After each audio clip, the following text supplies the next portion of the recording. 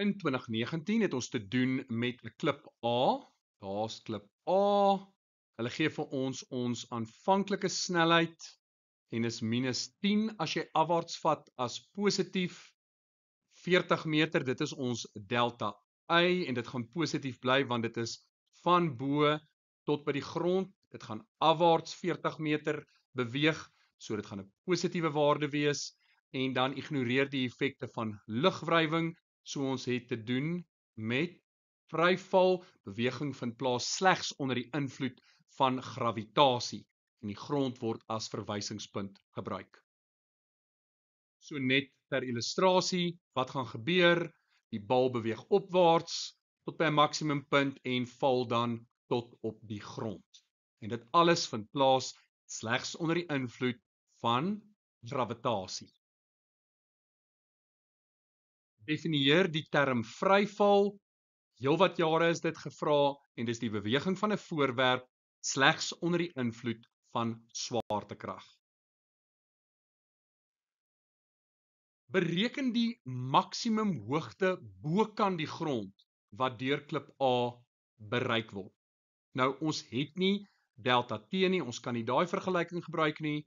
Ons het nie delta T nie, ons het nie delta T nie. Die enigste vergelyking wat ons kan gebruik met ander woorde is daardie ene. So, wat is VF kwadraat? Hy bereik 'n maksimum hoogte, ons weet dit is 0 kwadraat. Is gelyk aan. Wat is die aanvanklike snelheid? Is -10 meter per sekonde, maar is opwaarts, so dis -10. Dan plus 2, gravitasie afwaarts positief 9,8 en dan maal ons dit met delta Y. So delta Y is gelyk aan -100 gedeel deur 19,6 en dit is -5,1 meter. Minus beteken dis opwaarts, so dit is 5,1 meter bo die dak. Die vraag is bokant die grond. So die hoogte, totale hoogte, kom ons sê dit is H, is gelyk aan die 40 meter tot by die dak plus die 5,1 meter, so dit is 45,1 meter bokant die grond.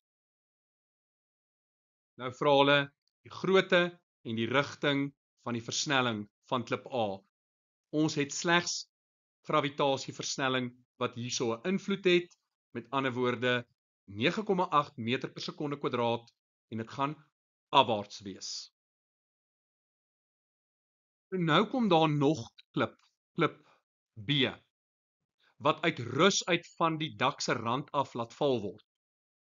En dis x sekondes na klip A opwaarts gegooi is. Met ander woorde, daar's 'n tyd vir A, vir B gaan dit wees die tyd minus x. Want onthou B is vir 'n korter tyd in die lug. Nou hulle gaan by mekaar verby wanneer daai twee klippe 29,74 meter bokant die grond is. Met ander woorde, die delta Y, daai gaan delta Y wees. Dit gaan met ander woorde 40 minus 29,74 meter wees. Dit gaan 10,26 meter wees wat daai twee klippe beweeg het en dan neem klip A klip B verby. Nou moet ons daai waarde van x gaan bereken. So, watter inligting het ons?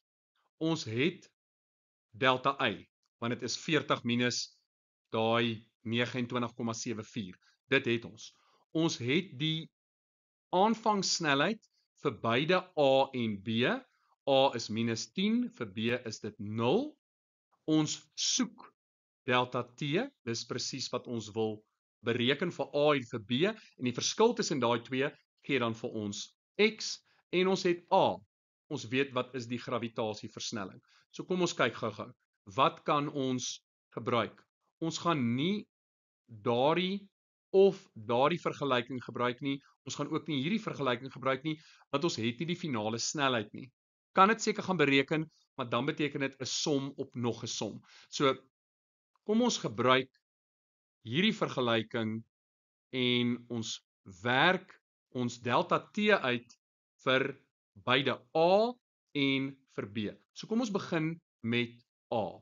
Vir A weet ons dan, delta Y is VI delta T plus half A delta T kwadraat. So delta Y weet ons is daai 40 minus 29,74. Dit is tog delta Y. Gelyk aan, wat is VI? VI weet ons is minus 10. En dit maal ons met 'n delta T.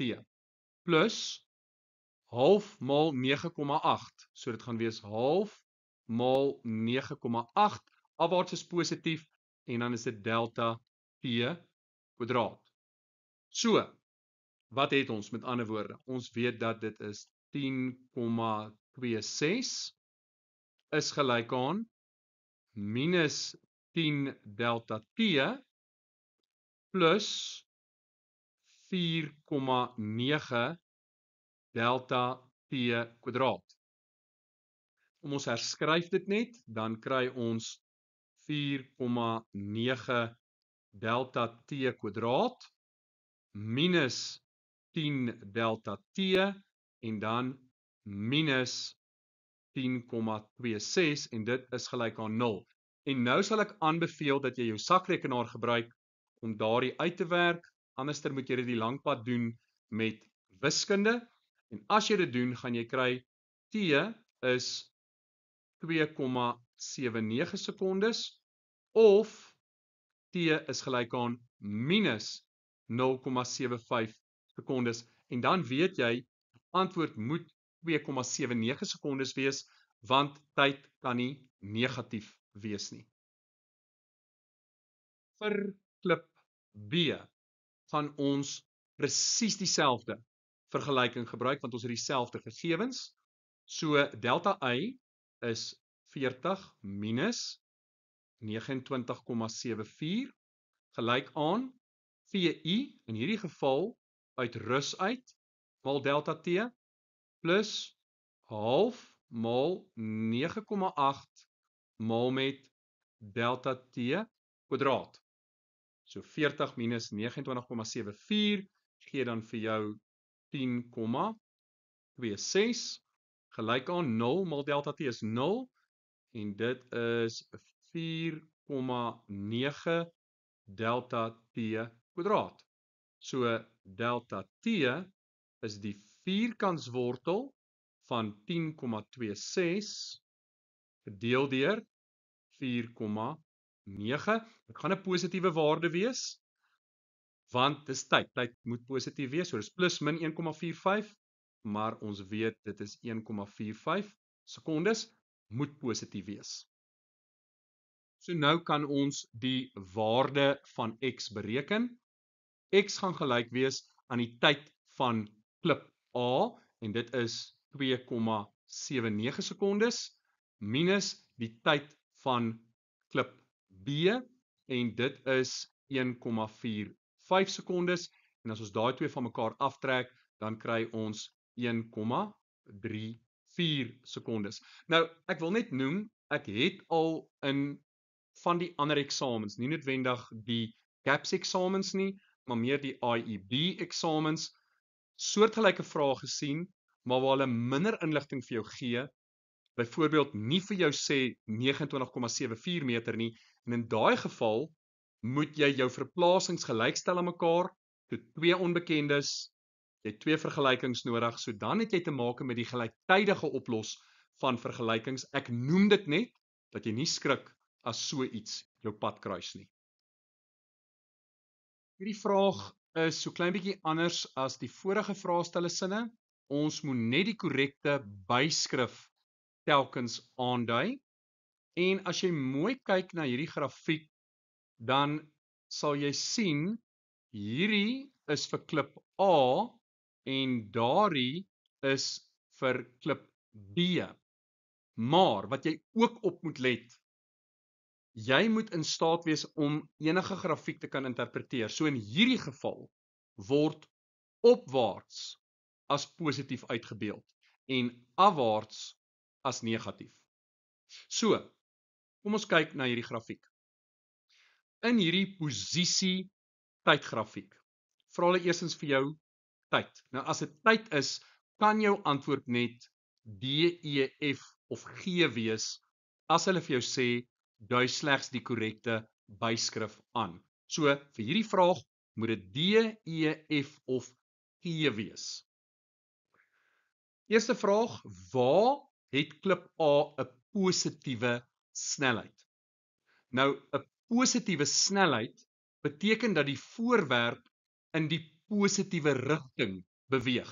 En in hierdie geval sal dit opwaarts wees, want ons sê opwaarts is positief. En dit vind plaas wanneer die helling van die kurwe positief is.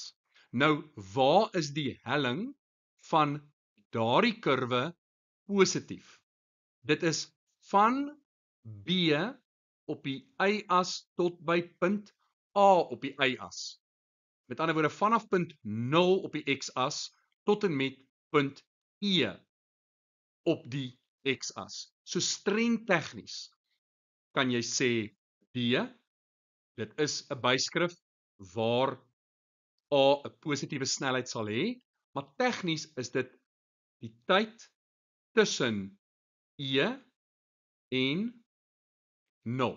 Daai hele interval gaan vir jou 'n positiewe snelheid lewer. Volgende vra hulle die maksimum hoogte. Nou dit beteken ons moet kyk na ons y-as. Ons moet ons posisie gaan bepaal. Wat is die maksimum hoogte wat klip A bereik? Wel, dis by daai punt en dit stem ooreen met punt A. So A is die maksimum hoogte wat klip A bereik. Volgende, die tyd toe klip B laat val is. Nou dis 'n bietjie eenvoudiger. Weereens ons moet kyk na tyd, so ons moet kyk na ons x-as. Wel, klip B is vanuit rus laat val, so dis die tydstip waar daar 'n verandering in die posisie begin plaasvind het en dit is daarso. So die antwoord in hierdie geval is F. Dit stem ooreen met daardie tydstip waar daar 'n verandering in posisie van klip B begin plaasvind het.